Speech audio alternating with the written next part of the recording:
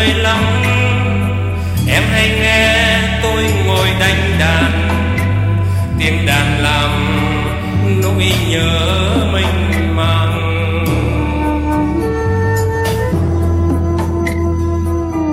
Rồi thời gian dần trôi mau, em không nghe tôi dạo phim đàn, mà chỉ nhìn lén lén bên sông.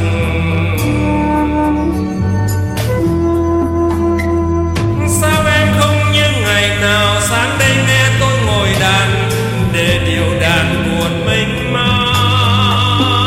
Em như mây trôi dịu dàng, tôi lang thang trên bầu trời và mây đã xa tôi.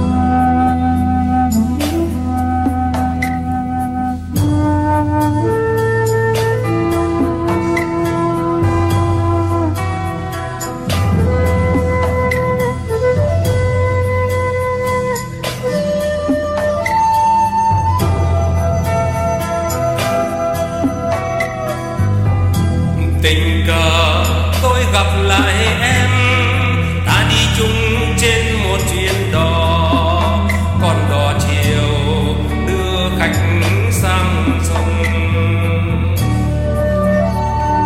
Tình cờ ta nhận ra nhau, em mênh mông như chuyện hôm nào, để đò chiều sóng vỗ lao.